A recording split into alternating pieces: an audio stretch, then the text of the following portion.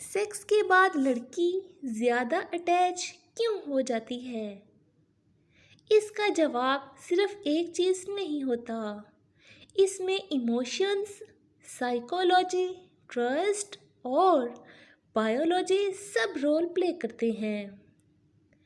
Simple psychology explanation میں آپ کے سامنے ابھی رکھتی ہوں کہ انٹیمیسی کے بعد باڈی میں بونڈنگ ریلیٹڈ ہارمونز ریلیز ہوتے ہیں، اسپیشلی آکسیٹوسن، ایموشنل کلوزنس اور ٹرسٹ سے لنکڈ ڈوپامائن پلیئر اور اٹیچمنٹ کے ساتھ ساتھ فیلنگ پروڈیوس ہوتی ہے، اس وجہ سے کہ لوگ اپنے پارٹنر کے زیادہ قریب محسوس ہوں۔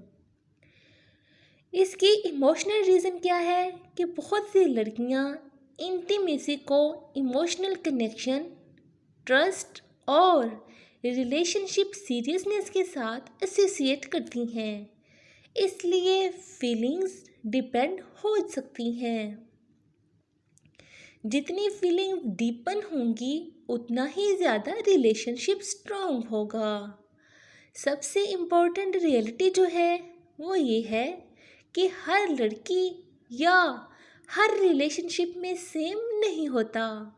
کچھ لوگ ایموشنلی اٹیچ ہوتے ہیں، کچھ کیجول ہی رہتے ہیں۔ پرسنالٹی، ریلیشن شپ ٹائپ اور ایموشنل میچورٹی بہت میٹر کرتی ہے۔ لڑکے بھی انٹیمیسی کے بعد ایموشنلی اٹیچ ہو سکتے ہیں۔ انٹیمیسی کے بعد body emotional bonding hormones release کرتی ہے، اس لیے کہ لوگ اپنے پارٹنر کے زیادہ قریب محسوس کرتے ہیں اپنے آپ کو۔